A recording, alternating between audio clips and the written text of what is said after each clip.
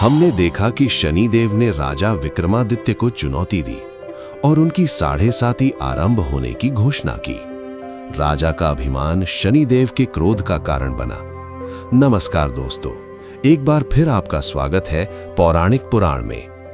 शनिदेव के क्रोध का मुख्य कारण केवल राजा के शब्द नहीं थे, बल्कि वो आसन व्यवस्था थी जो राजा ने तय की थी। विवाद को सुलझाने के लिए राजा विक्रमादित्य ने अपनी राजसभा में 9 विशेष सिंहासन बनवाए थे।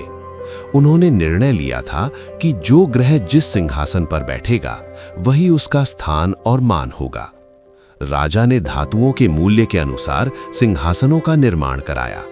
सूर्यदेव और बृहस्पति के लिए स्वर्ण के सिंहासन, चंद्रदेव और शुक्र के लिए चांदी के सिंहासन, मंगल के लिए तांबे का और बुध के लिए कांसे का सिंहासन, राहु और केतु के लिए सीसे और रांगे का सिंहासन, और शनिदेव के लिए राजा ने सबसे अंत में लोहे का सिंहासन बनवाया।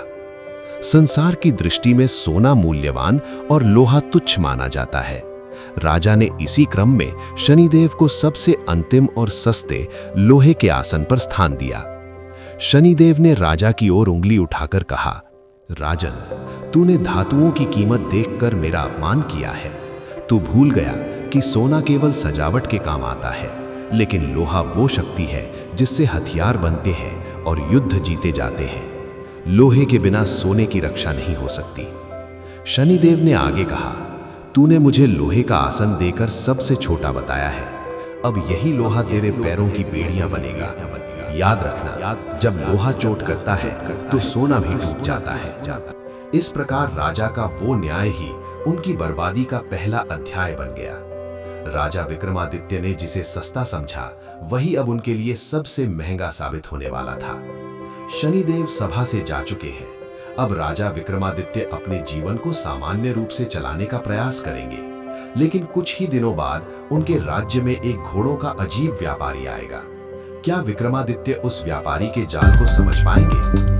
अपनी राय हमें नीचे कमेंट्स में जरूर बताएं। अगर आपको ये कहानी पसंद आ रही है तो वीडियो को लाइक करें, अपने दोस्तों के साथ शेयर करें और पौराणिक पुराण चैनल को सब्सक्राइब करना ना भूलें। मिलते हैं कहानी के अगले भाग में। तब तक के लिए नमस्कार।